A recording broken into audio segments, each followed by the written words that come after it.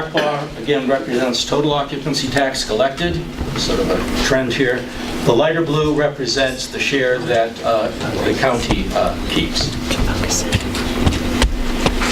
Here's the tail of the tape for 2018. Every lodging operation in the county is required to pay their 4% bed tax on a quarterly basis. Interestingly, our quarters begin in December, not in January. And quarter one, December through February, we're down 1% in collection. That's the dead of the winter, not our strongest period in the course of the year.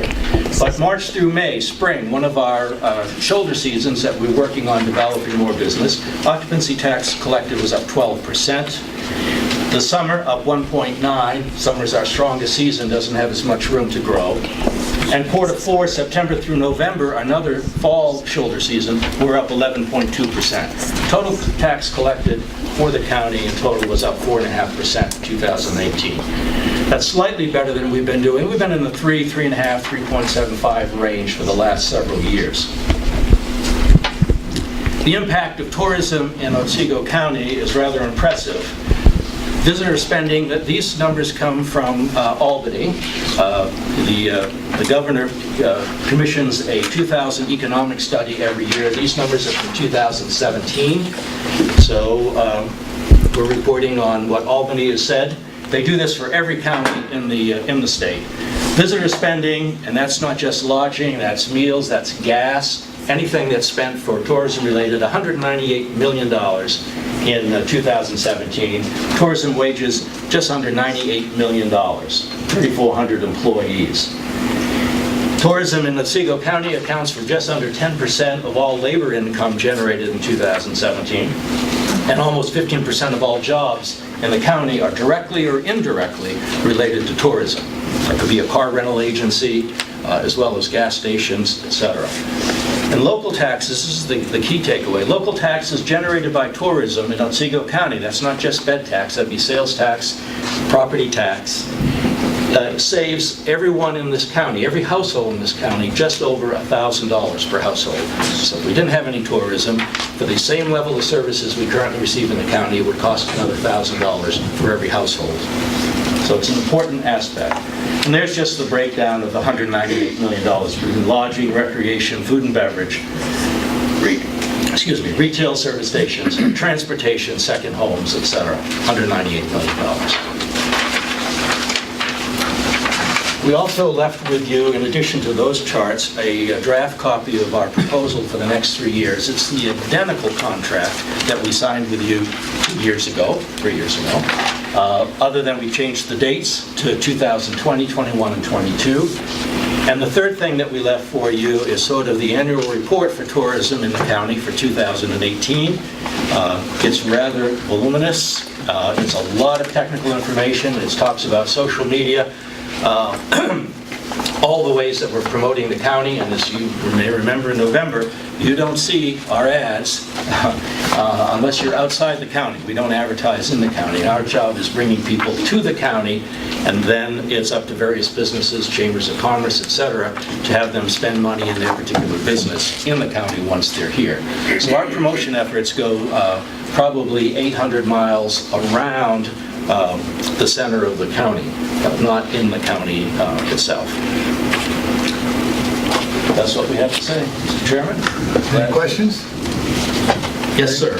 I love your presentations, partly because they're usually good news, and partly because I'm a data guy, and I love the way that you get this granular data and really present it efficiently and effectively. So thank you very much for that. However, you kill a lot of trees with every time you come. So I would request that you, obviously it's all in digital form. Yes. If you would send a copy to Carol, she'll send it out to all of us. Be glad to do that. And that may save a lot of trees. It's save me carrying it all. Sure, not a problem. Glad to do that. Great, thanks. Someone else? Yeah, Jim, can you just talk just briefly about the rolling average, the way the percentage works in the contract, which is the same as you said, identical to the last contract? In order to aid our budgeting and your budgeting, as you know, your budget sort of gets done in the fall, and we really need to already have placements moving by that time for the following year. So in our contract, we take, for 2020, next year, we would be taking 18, 17, and 16, 2016, 17, and 18. Years that are already done, the numbers are in. We take the average of that, and then take 30% of that number, and that's the share that comes to us. That way, if we have a super year, you don't pay a big penalty, if you will.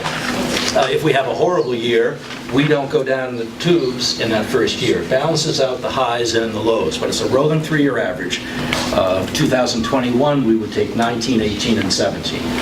There's a second clause in the contract that allows an incentive for us, and that is whatever the delta is between 2018 and 2017, we split that 50-50 with the county. So if we have a phenomenal take, everyone wins. If we don't, neither of us benefits from that. So far, all of our years that we've been doing this, both have done very well with that. It allows us to be able to know in the fall, early in the fall, or actually in the summer, exactly what we're going to be able to do. And we have an arrangement, a spending arrangement with the county that pays 50% of it in the first quarter, and then I think 25, 20, and 10. I've got those numbers wrong, but that's basically what it is. So it's very easy for the county treasurer to know what his outlay is going to be when it comes. It's not a surprise. We can plan for it.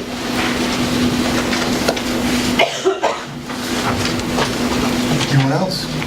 Andrew again? Unless somebody else wants to say something. The only thing I wanted to say is that, we had a more detailed presentation at the IGA committee on the details in these reports and discussion around the contract. And I mean, IGA did approve for this contract to move forward to admin. And so I know that this full presentation is just to bring everybody on the board up to speed, but it would be my hope that this could move forward to admin this month, so we can vote on approving that contract at our May board meeting, because I think there are I'm assuming some budgeting and kind of spending decisions that Destination Marketing is looking at with the tourism season. Yes, 2020 is going to be a very interesting year for the county because of somebody by the name of Derek Jeter. Derek Jeter should be 100% first-round ballot and coming in, and of course that's a Yankee, and so it's not just 4 days in July that we see a lot of business. We will see a lot pre and post, as we're going to see this year. This year, induction is going to be very large. But we like to be able to be in various stadiums and do geo-targeting, a number of things that we need to do in order to get fans from other states. Seattle, when Ken Griffey Jr. in, we're out there for all the Seattle games. If you're in the stadium, the ballpark, and you open up your phone to the internet, boom, there's an ad for Destination Marketing because your guy is going to be inducted into the Hall of Fame. It's just one of many, many different things that we do. But knowing so we can plan helps us.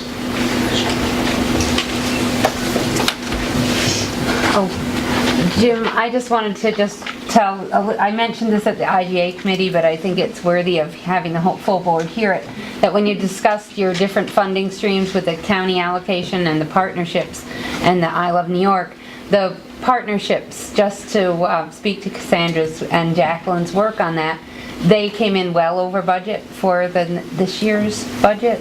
So if we could just tell the board about that bit of good news. Sure. So the private partnerships are investments by tourism entities within the county who want to pay to excel their business forward beyond the rest of the 900 businesses that we're representing. We had a target budget goal of $90,000, and last year came in around $136,000. So we've got people buying in, they're believing in what we're doing, and the numbers speak for themselves. The 88-page packet that you have in front of you, the board, that's not all-inclusive of everything that we're doing. That's just what our ad agency is doing.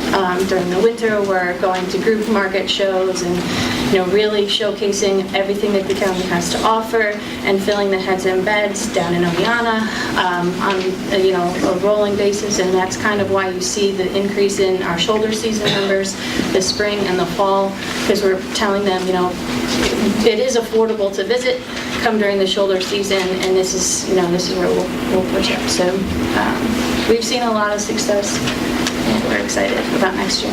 What also is not in that dialogue there is all of the travel writers that Cassandra entertains and does itineraries for and take around. And you may remember in November I shared with you about 8 pages of television, radio, and newspaper placements that the Otsego County got for tourism, and we worked very hard at that, along with many of our partners as well, keeping us in the news. And we get them here in the county, then we can spread them wherever we need to go.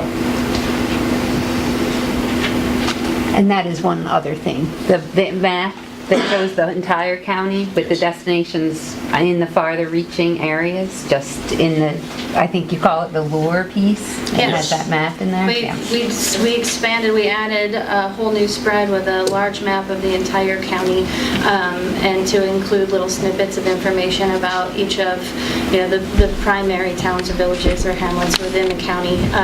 And we are employing a new website in May. That website will have an interactive map, and that map, I think, will showcase that just because it's not in the 13326 zip code, people will travel outside because it is only a 15-minute drive to whatever business. And then also, it'll have a sortable amenities filter where they can sort by, okay, my B&B is in this town, what else is in this town? And they can sort by area. They can also sort by things to do if they're looking for something particularly handicap accessible. So we're really excited about the increase in user friendliness of our new website, which will hopefully spread people out throughout the county. Also, the Strategic Planning Committee did get feedback from Cassandra from destination marketing that's integrated in the IGA committee work plan. So a lot of these priorities and new, like the website, and I think she also talked about some of the new packaging efforts that are going on through destination marketing. That's all documented in the IGA committee work plan that we're actually working on trying to finalize that. And I think you had said that everything looked fine to go in that outline. So. Okay, I think that's it. Thank you very much. Thank you very Thank much. you very much. Good job. Thank you.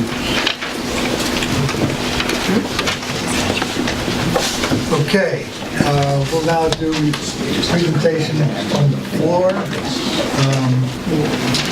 the pillars of the floor, I'm sorry. We have a large crowd, and we generally have a 3-minute rule, but we've really had no way of keeping track of that, but now we do. So I'd ask everyone to please cooperate. There'll be a timer that'll appear up here. We'll give you a little bit of a warning. Yes, sir. Could I just take a moment, on behalf of my neighbors in the 5th and 6th Ward, I'd like to introduce many of the members of the audience today. They are members of a group called 6th Ward United, or 6th Ward Neighbors United, excuse me. They are a group of advocates who are deeply concerned about the proposed housing project in Oneonta put forth by Rehabilitation Support Services. They have worked tirelessly to raise awareness about the project. They have done door-to-door, they have done public meetings, and they demand a voice, participate meaningfully in this project review. And it is my role as their humble servant to facilitate that process. So I'd like to thank them all and welcome them to the board meeting, and especially express my appreciation for them taking time out of their busy day, some of them taking time off of work even, to attend this meeting and play a crucial role in our democratic process. So thank you and welcome.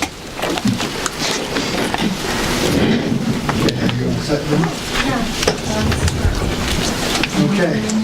Let's take public comments. Who wants to be first?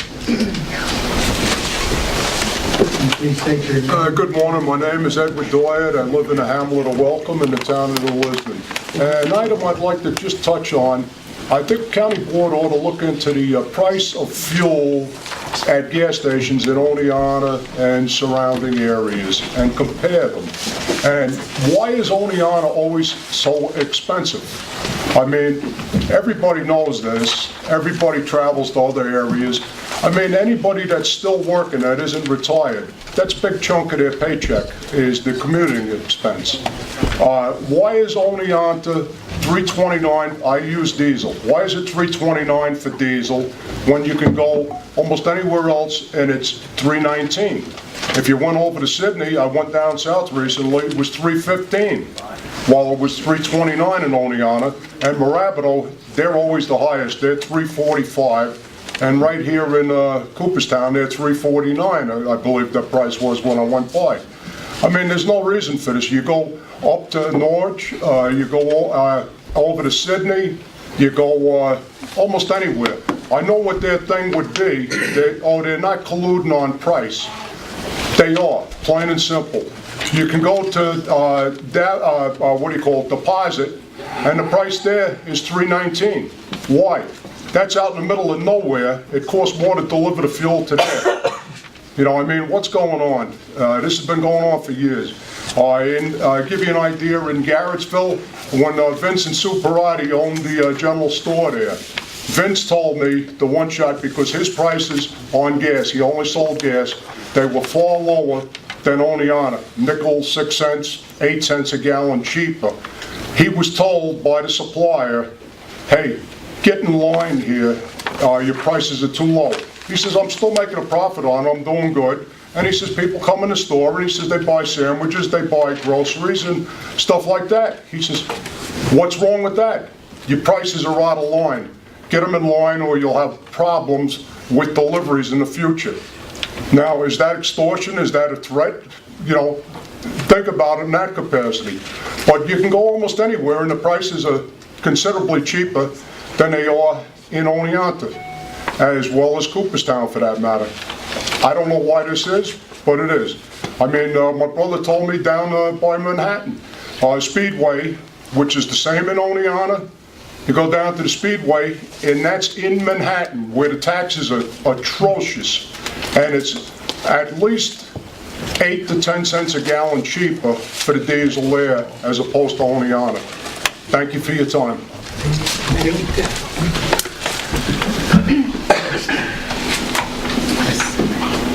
Hi, I'm on a just regroup. Okay, so I am here for the RSS. My name is Dawn Harmer. I reside at 13 Park Avenue. I've been a homeowner in the 6th Ward for almost 17 years. Until just recently, I was employed by RSS. I was a care manager, and my title before that was an intensive case manager. What that means is I worked with severely diagnosed mentally ill clients that one of their biggest issues was housing. So I spent countless hours trying to help those people find affordable housing. I'm here today because I feel like if anybody knows what that means, it's me. All my neighbors here, they have different issues, okay? They talk about these recovery beds being an issue. That's not the issue. The issue is 65 units is far too much. RSS didn't come at it with 25 units. 65 units in that small area is too much. I'm going to reach out to Don, so I definitely will ask him to follow up with Andrew. That'd be great. Yeah, often we don't see him until right before the budget. So. Yeah, oh no, I think, well, in strategic planning is going to meet with him on May 2nd, so he'll be meeting, obviously, with a lot of people, so. I can bring it up during our Ag Implementation Committee meeting tomorrow. I'll find out if that person's gone or still there. Sure. Okay. Motion to dispense with the reading of all resolutions. So when sorry. Yes. Sorry. If we can make this another hour. All in favor? Aye. Is there any representative wishing to remove a resolution from the consent agenda? 133. Already done. Okay. 133, any others? Okay, roll call vote on the consent agenda. Wait one moment.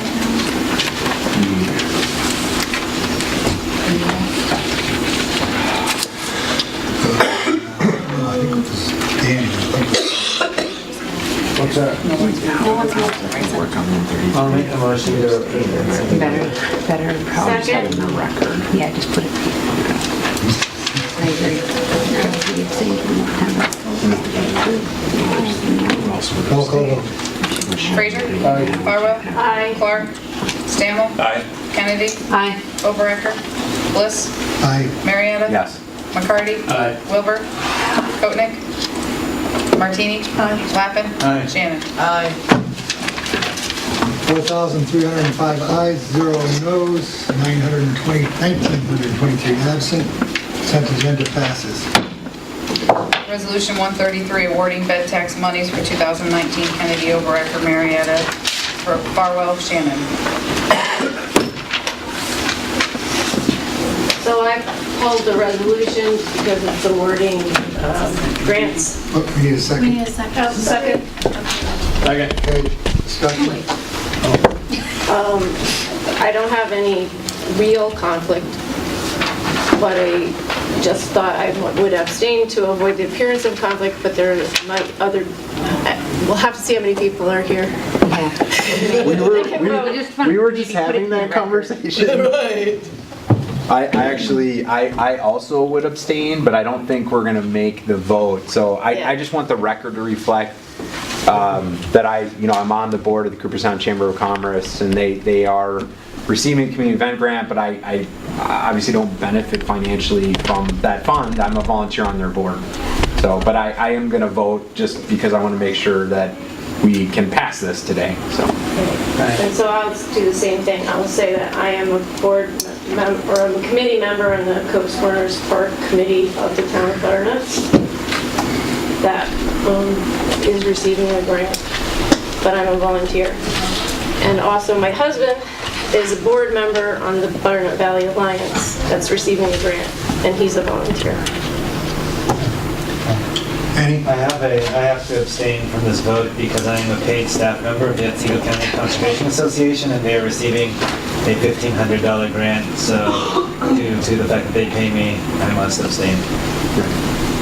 What's the Sunioniata one for? Bugby? Or not Bugby. It's for the soccer. Is that the tournament. Mayor's Cup? Yeah, Mayor's Cup. Okay. I think I you're will safe. abstain then. Yes, I will not either. You better not. We'll have like me and Keith. No. Anybody else? I know. Although technically I'm employed by the Research Foundation, so I Anybody else have anything there? I'm on both the library board and the Chamber of Commerce, and donuts are not making any money or out of this. Right, so I'll say the same, I'm not a paid position, but I'm the board for the Art Museum, Otsego Land Trust, Rotary Club, and Farmington Hand. good board. So it sounds like the only person with an actual conflict is Danny, unless someone else really insists. So my suggestion would be that we remove that one, everyone vote on everyone else, and then you would abstain on the one, and we'll hope that there are sufficient That's a good idea. Yeah. votes, okay? You want a I mean, motion? Danny, is that okay with you? Yeah. Okay. You want a motion to pull Otsego County Conservation Association $1,500 out of this resolution? And then do Vote on that. separate. Right. Okay, so moved. Second? Second. All in favor? Aye. Okay, let's roll call vote on all the remaining. So it would be this 133 amended? Yes, I guess we would have to amend it first. You just Oh, this doesn't need a supermajority, does it? No. So I don't anticipate it being an issue, just do it all in one. You can just abstain from all. Wouldn't it pass if he just abstained from voting for all? I believe that's what I was just saying. I don't think that's going to be an issue. Oh, we want to So stay here longer. it may be- 3 o'clock. Do we have this? Do we have enough votes without I Danny? think Yes, I believe so. Let's do it and get it I'm over voting no. We're on the verge of getting it over. Could have been done by now. take 3 steps instead of 1. Okay, we're back to 133. Frazier, Aye.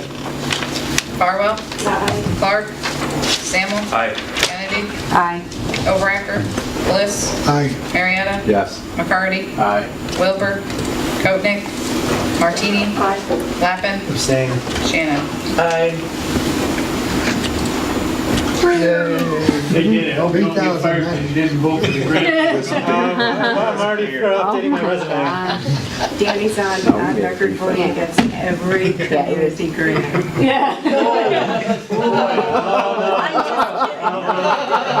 I was trying to save you. Danny hates the community. 3,957 ayes, 0 noes, 1,923 absent, and 348 abstained. I'll shoot off. Resolution 133 passes. You really didn't want to do that, but yeah, you. Okay. Anything else here? Any other late resolutions? Okay, any other business? Yes. I do. Motion to adjourn. Second, that was quick. All in favor? Aye. Thank you all. So, we want to let everybody know that 65 units is too much. It will actually create a strain on our, hold on, sorry. It's like, I'm a little bit emotional about it because when I bought this house, none of that was there. I also am emotional because the entire time that I worked at RSS, this was a secret. No one ever shared with me that they had this plan. So for 2 years, RSS developed these beautiful drawings, and they had this great plan, and they knew that I lived right down there. And no one ever asked me what I thought about it. No one ever thought, hey, Dawn, what do you think? You think it would be a great idea? So therefore, it makes me wonder, what kind of neighbors would RSS be? It also appears that the lack of transparency and the fact that they kept it a secret, what would happen in 7 years after RSS gets all their tax credits and all the savings that they could possibly get, and they can sell the unit, and they could sell that development? What will it be? What will it be then? We don't know. The issue is 64 units, recovery units or not, it's too grandiose a project for such a small area. This development will put an added strain on our water, our sewer, our police, our fire, electric. It'll add to our traffic as well as impact our elementary school. I challenge you to drive by the desired location, the wooded area right next to the Christian school on River Street, and see for yourself where RSS would like to build this housing development. It isn't right for the 6th Ward, and I don't support the project. Thank you.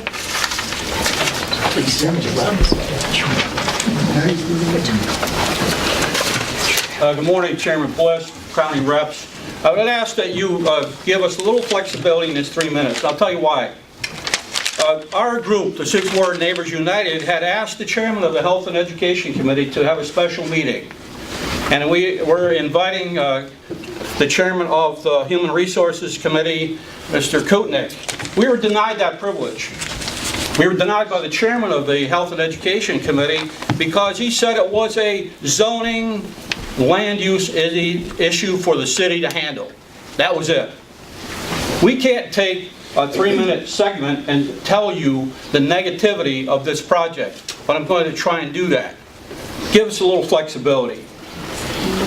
Within our ward, there's now State your name, please. William Shue, 14 Parish Avenue, Oneonta, New York. Thank you. Right now in the 6th Ward, there are 142 low-income housing units, and there's a 16-unit homeless shelter. 51% of all low-income special assistant housing units in the city of Oneonta are located in our ward currently.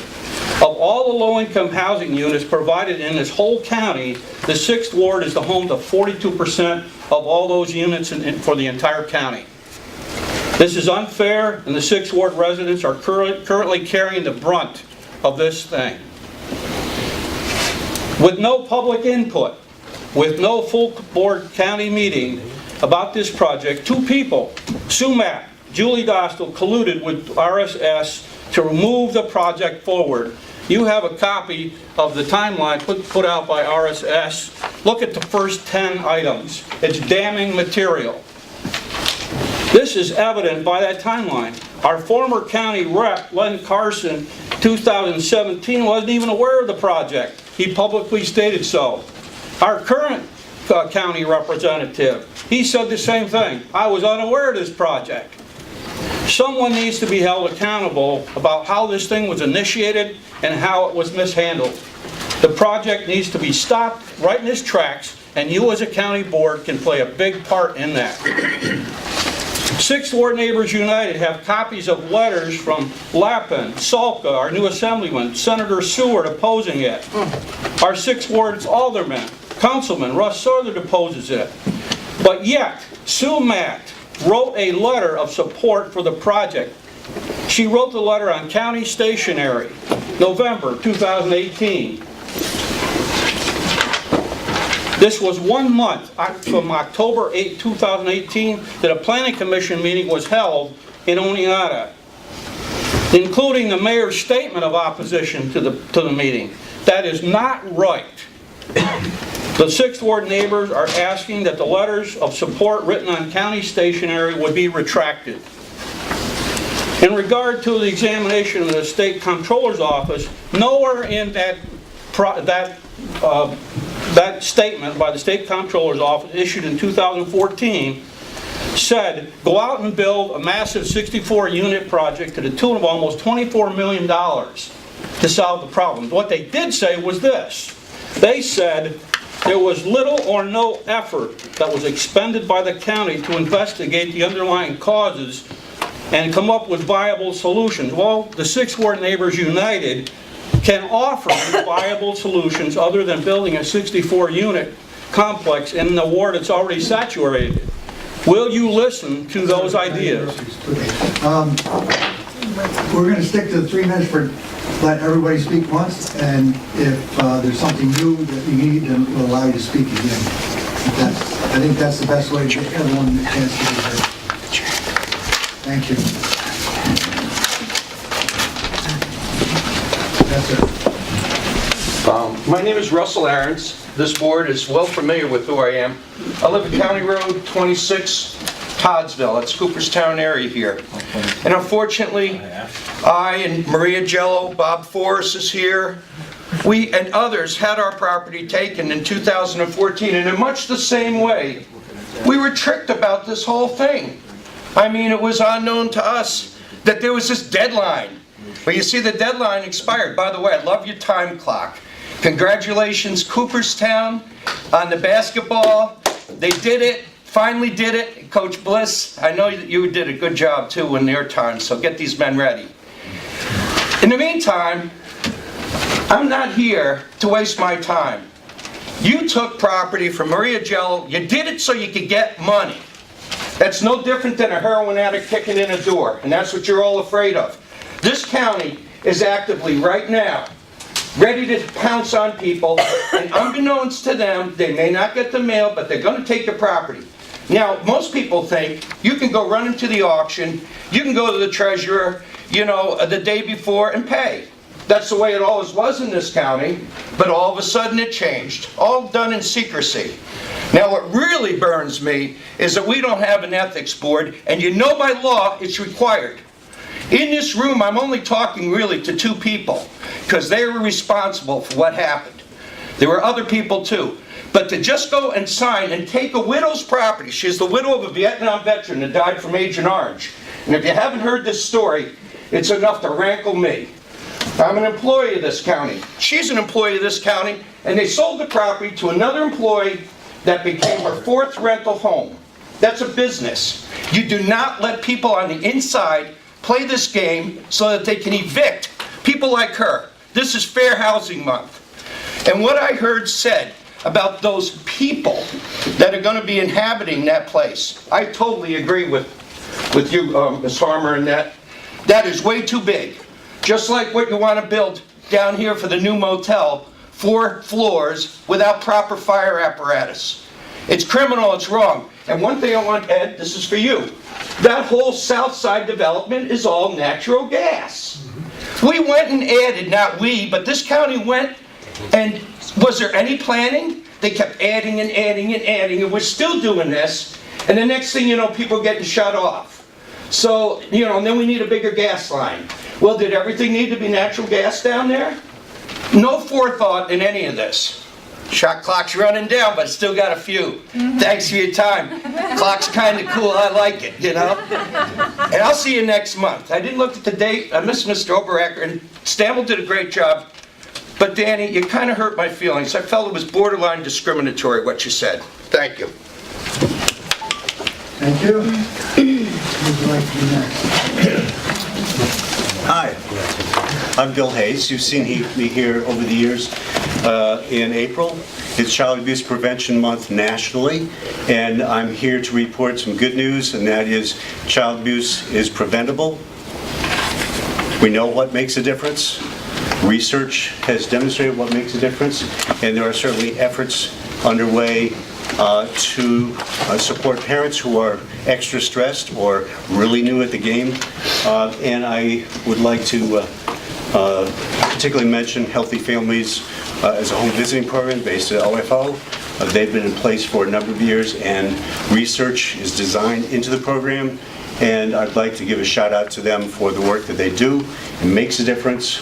They can prove it, and we can prove it statewide. There are 43 sites around the state, and there are other sites nationally using that model. It makes a difference. But there are other programs and services that make differences in families' lives as well. But unfortunately, there's still problems, and I can say that in 2018, there were more than 1,000 reports that your staff, Child Protective staff here, had to respond to. Those met criteria to be accepted as reports and needed investigation. More than 1,000. And since I retired from Bassett 5 years ago, I can recall that the numbers at that point were, you know, maybe 700 or something. So 1,000, almost 1,100. So your staff are challenged. There are 42 kids in foster care, non-kinship foster care, in any given month in 2018. And there are 86 preventive cases open in any given month. The caseworker staff dealing with this, 34% of them have less than 2 years experience, and of those folks, half of them have less than 1 year. The cost to send one caseworker to the required training for this very challenging work, I think by the fact that caseworkers have been lost to neighboring counties who were paying $9,000 more for a starting salary. Schoharie, Herkimer in particular, that has improved. The differential still exists, it's significant, and I think that whatever support you can give to your staff, if you can run into your CPS people and thank them for the work they do, and maybe do a review updated of what the impact has been of the upgrade and what still work needs to be done. This is important stuff. It takes caseworkers, it takes non-county employees as well to do a lot of supportive work with the families. And as a parting shot, you'll see these out front of the building shortly.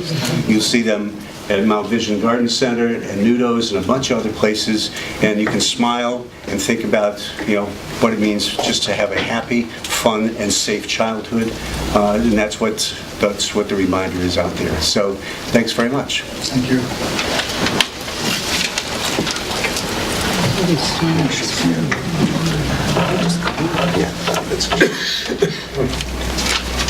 Hi, my name is Colleen Blacklock, and I live in Oneonta, in a neighborhood known as the 5th Ward. It's a neighborhood bordering the Oneonta Rail Yards. I'm a single mother and a sole proprietor. I work long hours as an acupuncturist. My jacket, I should be at work right now, and I work to help alleviate people's pain and suffering. Right now I'm taking off time to be at work, time from work to be here. My neighborhood is characterized by many modest houses and young families, lots of children. And these children can be seen building snowmen in the winter, racing along the sidewalks in the summer, and on their bikes and playing basketball in the streets. There are very young children getting on and off buses on Chestnut Street along the rail yard. And the traffic comes to a standstill along the narrow corridor as these tiny children cross the street. In warmer months, you can see those kids playing in the front yard near this busy street that borders the rail yards. We're the population in the city of Oneonta that is here year-round. And we've invested in our homes and our neighborhoods, just as you heard from the 6th Ward. We're not a wealthy area, but we're happy and dedicated to doing a good job of raising our children. The 6th Ward is a similar neighborhood along the rail yards, similarly situated. The rail yard is literally our backyard. I want you to understand that the people in our neighborhoods are concerned about what goes on in our backyard and what goes into our backyard.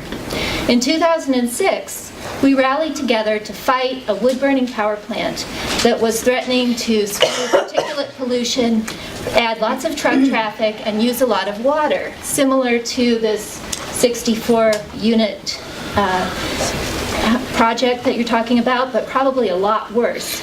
Neighbors of all political backgrounds came together to fight that proposal. Now we're faced with a vague plan for development in our backyard by the IDA. We've just attended public hearings and made our comments on the GEIS for the rail yards. This commentary was publicly dismissed and made light of in the media. Those who spoke were mischaracterized as out-of-towners and people with lots of wealth. However, many concerned citizens of Oneonta were present and spoke about what they did and did not want to see in the rail yards. The comments on the GEIS need to be taken seriously. I've heard that Delaware Engineering has been paid $440,000 for that report, and they need to get it right. The county, the city of Oneonta, and the IDA take our hard-earned tax dollars. They need to listen to the people who live in the neighborhoods that will be affected by their projects. So please listen carefully. We, the concerned citizens of Oneonta, do not want a gas-fired power plant in the rail yards that would spew its pollution and noise and trucks, nor do we want heavy industry or a giant warehouse buildings built all over the wetlands that is our only buffer for rising stormwater that guards against flooding in the area, particularly when we still think that it's a brownfield, even though that is being denied by the GEIS. We want something there we can live with and be proud of that adds to the character of our neighborhoods. And yes, we want jobs, but not at the expense of our health and well-being. We want good jobs that enhance the quality of our lives. At the town hall meetings, Jody says he's willing to work with us. And I need to finish because I'm taking time off work here to be here. We have many Oneontans coming up with some really good ideas for development in the rail yards. We have a Hartwick Professors Group and the Concerned Citizens of Oneonta Group. This is the 21st century. We need to acknowledge that gas infrastructure adds a tremendous amount of greenhouse gases in the form of methane leakage as well as CO2, and it also adds pollution to our neighborhoods. I'm asking for a moratorium on all gas infrastructure, including a gas-fired power plant and a decompressor, until after the County Energy Task Force has concluded their studies and looks into the local impacts as well as the climate impacts of these projects. Thank you.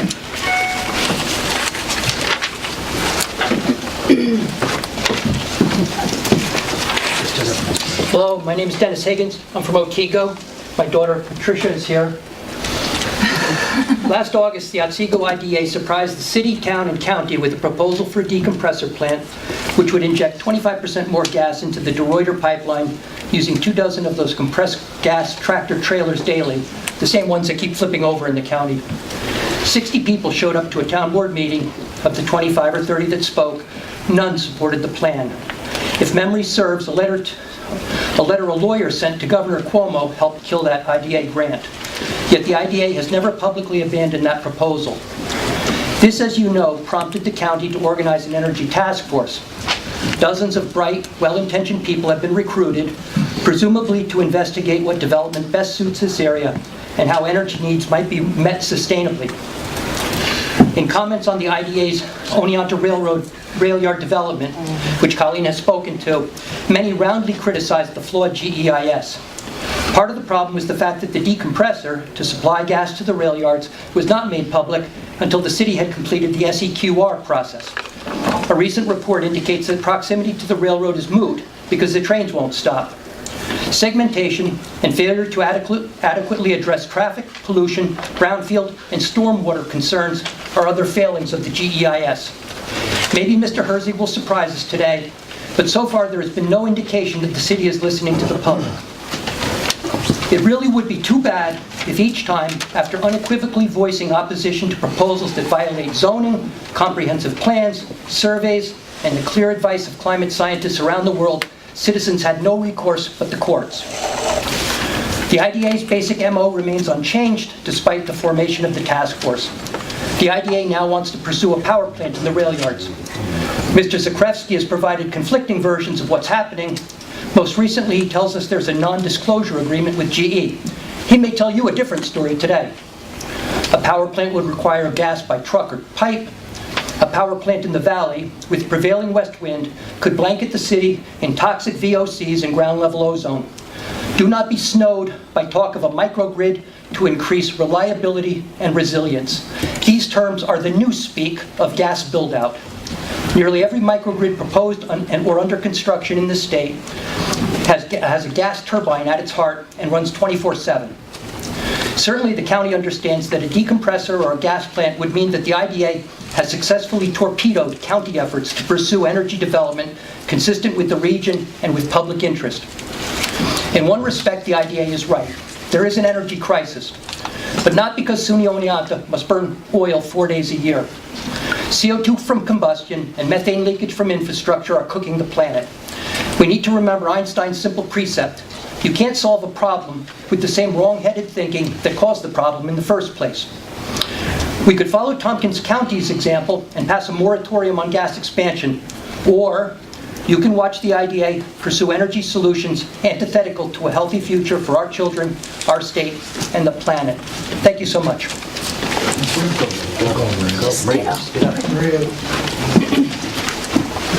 Thank you, Mr. Bliss.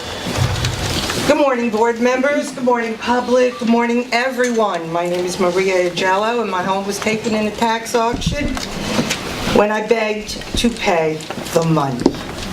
Hand, here, please take my money. But Mr. Kroll said, no, we can't do that. That's against the law. You have Resolution 84 with the resolution to take $500 on a transfer of a property.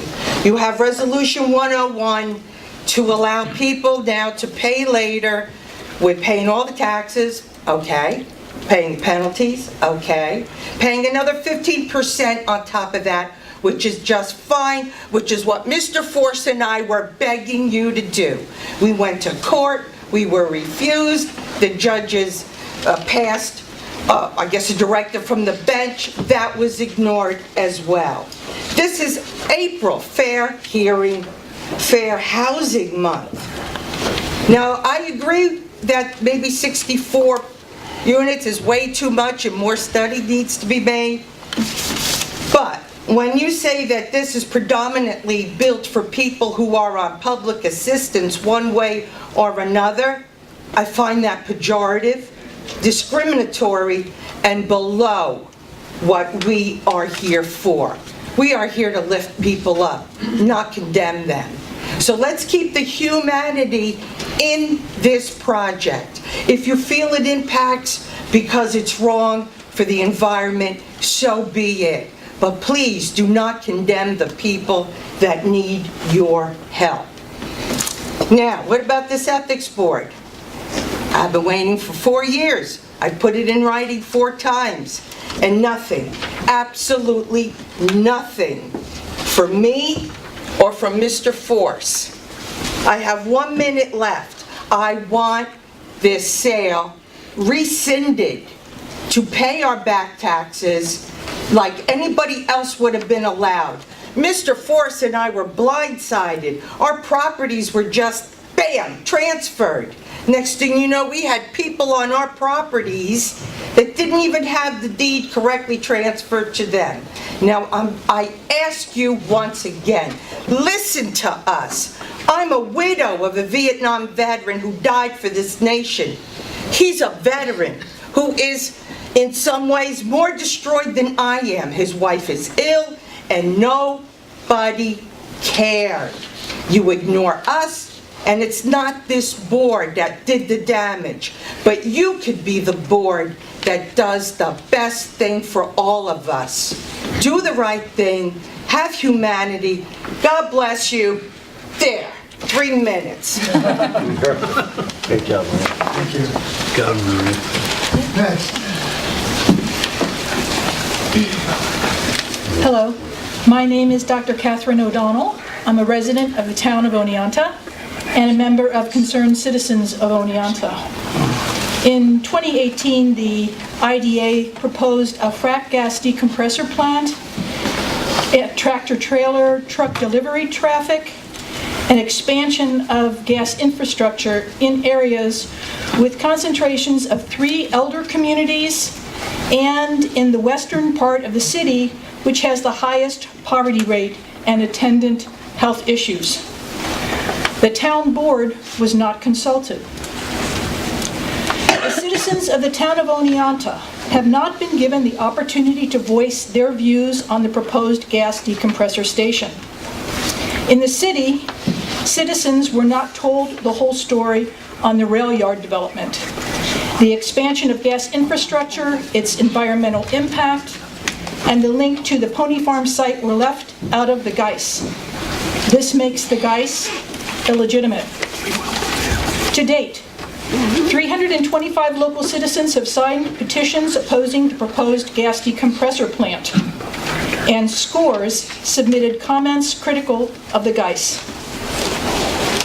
The conditions cited earlier are undemocratic and unrepresentative of the will of the people as expressed in the Town of Oneonta Comprehensive Plan.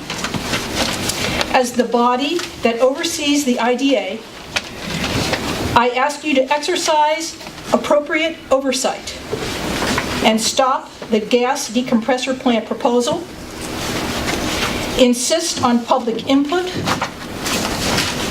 and propose development with renewable energies as the most fiscally sound, healthy, and safe plan moving forward.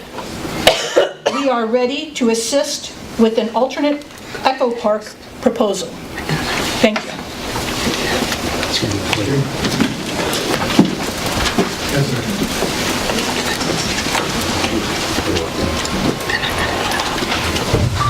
Good morning. My name is Timothy Shore, 604 Billy Schward Road, town of Burlington. I was here a few months ago. I asked for an independent investigation into what happened with Maria Jello and Robert Force. Of course, I wasn't going to get any answer from anybody, but I did get some information, and I'm really upset over this. It seems as though the same year that their property was sold at auction, correct? 2015? 2014, okay. The very next year. It was the very next year. Piece of property, back taxes owed, $43,650. Those people were allowed to come in and pay their taxes late. 4 years. 4 years, mind you. They paid their taxes. They went to the bank. The bank check was written July 1st of 2015. The receipt was backdated to June 30th of 2015 to make sure that it didn't get foreclosed on. Now, question. Was it a mortgaged property? Didn't want to fight the bank? Didn't want to take that piece of property? I'm really concerned over that. You stood up there, you took a pledge to the flag. Justice for all. Is that what justice is? Justice would be that independent investigation to find out who, how, what, and why that was allowed to happen. If it can happen for one person, it needs to happen for them. That piece of property wasn't the only one. There was another one that I'm working on, and I'll get the rest of the information on that one eventually.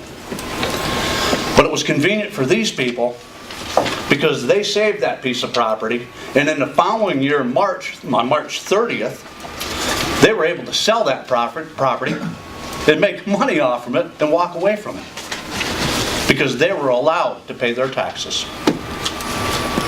Is that justice? Is that what you guys call justice? Is it fairness? Not what you did to them. I want to know. I'm still going to call for that independent investigation.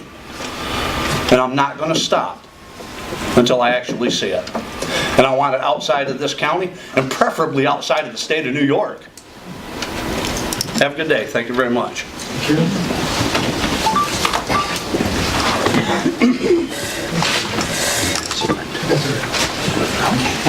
My name's Roger, of course. I live at 65 Lake Street, Patchogue. Good morning to the chair and representatives. You all know me by now. God knows how many times I've come here. I even got surrounded by your sheriffs a few times. I'm here to stand up for everybody in this county, these people that know a lot of things that you people do are under the table. When they sold my property, Kathy Clark didn't have a resolution, nor did your Otsego County Attorney, to sell my property, nor a resolution of board vote to transfer my deeds. Where's equal justice? Why, when I came to this board meeting in my uniform with my wife in a wheelchair, when I asked this board about what's going on, and they told me 4 or 5 years, what are you doing here? They didn't even know it was in litigation. But yet you took my property.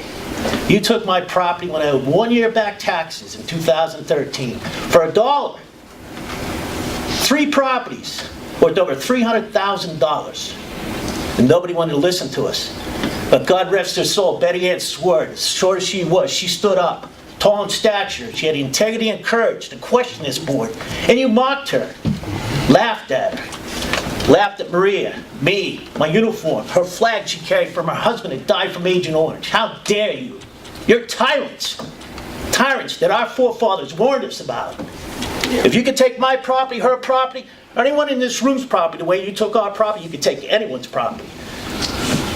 How did it all start? I tried to pay my taxes, he wouldn't allow me. You wouldn't allow me to pay my back taxes. I went to that auction, August 20th of 2014. I had in my hands, from only on a day's start, a woman that paid $53,000 of back taxes the prior year. And they were allowed to pay the back taxes. Why? Sole discretion of the treasurer. Dan Crow wasn't even the treasurer at that time. That's what he told me. Sole discretion. Are you kidding me? You have resolution to state 4 years. I can pay my taxes. I've asked 4 or 5 times. I brought my taxes to this board 5 times with a letter from my wife's neurologist. That poor woman couldn't remember the date while I was laying in a hospital recuperating from surgery. Did you care about that? No. Nobody cared. Nobody cared. And how about when my attorney met, because I couldn't get an attorney to represent me up here because we know what I'm up against, New York State Administrative Judge. I'm not against that county attorney. You got kangaroo courts. I lost in court. When my attorney asked her, why would you do this to a veteran with a disabled wife? She said, let's not make this personal. Let's not make this personal. It's personal. You took away from me what I worked for all my life, what I fought for this country, to stand up for what's right. And I'm standing up for these people. You intimidated us, you made me sound like I was a dirtbag taxpayer. What, I didn't pay my taxes 1 year, and you came after me like demons. You went out of your way to take my property and hers. So when you took that Pledge of Allegiance, liberty and justice for all, where's our justice? Where's our justice in this county? Who's going to stand up in this county and back us? You should be ashamed of yourselves and hang your heads in shame. Thank you.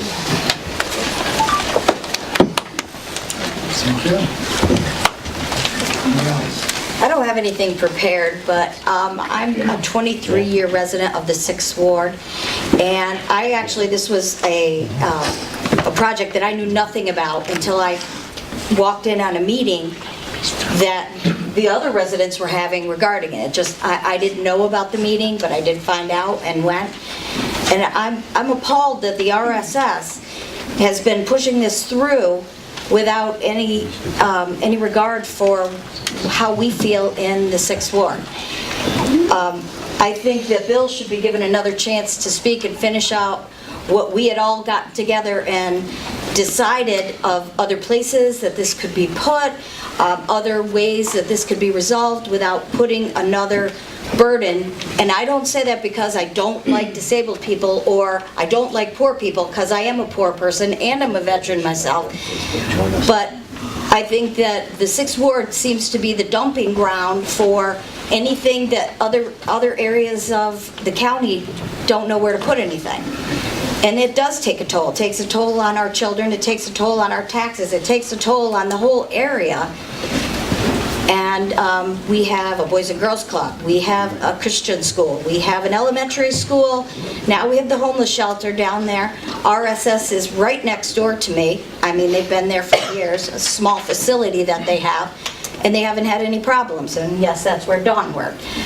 But I think a 64-bed facility going down at the other end of River Street that we really know hardly anything about, I think someone needs to put a halt to it and we find out more information about what's going in. And I say this because when the homeless shelter went in, I was one of the first ones with some of the other residents to stand up and say, what are we doing? Who's going in there? Who's going to be allowed in there? And it wasn't, again, because I didn't like people. It's because I'm concerned for my family and my fellow residents what's going to be in the area. And if I wasn't like that, then I don't think I would be a very good citizen or neighbor. So that's it. There's time left. Wait, you didn't say your name. Oh, I'm Gina Colon. Thank you. I would ask the board chairman if I could have a special time of like 60 seconds. If everybody else has spoken, and I'm glad to invite you and everyone else. You can have mine in 40 seconds. Bill, there's more people that want to talk. I've asked Mr. Lappin that you would take my statement and record it in the minutes of the county board. I noticed some snickering by some county representatives, and that's normal. Yeah. Compare the 6th Ward to the village of Otsego. That's about the size of the 6th Ward. If you were to tell the village of Otsego people that you're going to have 142 units of low-income housing on Main Street, and you're going to have a 16-unit homeless shelter on Main Street, Otsego, and then come back to them and say, you're going to have a 64-unit complex built on Main Street. That would be equivalent to what the 6th Ward is dealing with. So I would ask that you would stop this. You have a big responsibility to stop this. It was done underhandedly, it was done secretively, it was done to the point where 2 people hired by the county, by the way, they're county employees, backdoored this job and put it in line so that it could not be stopped. It becomes a land use, zoning use issue. It is not. It was deception by 2 people employed by the county, possibly 3. You need to get to the bottom of it. You need to stop the project.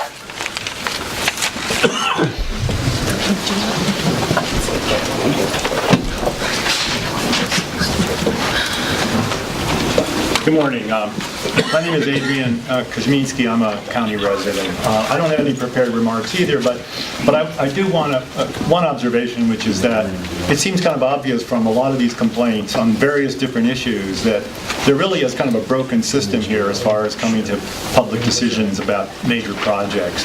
And the public is usually somehow not folded into this early enough, and they're surprised, they're blindsided very frequently, and then they naturally get upset, and then they show up and things get polarized and go downhill. And I think someone ought to look at the general process that's involved here, and public input ought to be there from the very beginning. And I think a lot of these problems might be solved if that was the case. I also want to support what Colleen Blacklock said.